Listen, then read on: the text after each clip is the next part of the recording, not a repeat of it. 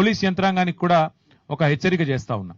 ఇక్కడ గోడలు గుల్లగొడుతుంటే అక్కడ పక్కన కూర్చొని టిఫిన్లు తింటా ఉన్నారంటే నిజాయితీ పరులైన అధికారులను ఎట్లాగూ వీళ్ళు ఉండనివ్వరు, బతకనియరు. హబీబుల్లా ఖాన్ ఎట్లయితే తీసి పారేసినారో మరి మాకు కూడా గతి పడుతుందని చెప్పి కొంతమంది పోలీసులు కూడా ఇవాళ వీళ్ళ అరాచకాలకు వంత పాడుతున్నారు, అరాచకాలకు మద్దతు పలుకుతున్నారు. ఆ అధికార యంత్రాంగానికి నేను హెచ్చరిస్తా ఉన్నా, 2-2.5 ఏళ్లలో మళ్ళీ మా గవర్నమెంట్ వస్తుంది. ఈ అక్రమాలకు ఎవరు అండగా నిలబడ్డా, ఇట్లా పేద ప్రజల్ని, ఇట్లా మధ్యతరగతి ప్రజల్ని, ఇట్లా రాజకీయ నాయకత్వంతో సంబంధం లేని వాళ్ళని ఎట్లా పడితే అట్లా ఆడుకుంటాం, ఎట్లా పడితే అట్లా చేస్తాం, దానికి మేము రేవంత్ రెడ్డికి, పొంగులేటి శ్రీనివాస్ రెడ్డికి అండగా నిలబడతామంటే మీకు తప్పకుండా మీ డైరీలో రాసుకొని పేర్లు మీ అందరికీ కూడా వదిలిపెట్టము. ప్రతి ఒక్కరి మీద కూడా రిటైర్ అయితే కూడా విచారణ జరిపిస్తాము. మీరు నిజాయితీగా మీ డ్యూటీ చేయండి, నిజాయితీగా డ్యూటీ చేయండి, న్యాయం వైపు నిలబడండి, ధర్మం వైపు నిలబడండి, ప్రజల వైపు నిలబడండి. మేము వేరేం అడగట్లేదు.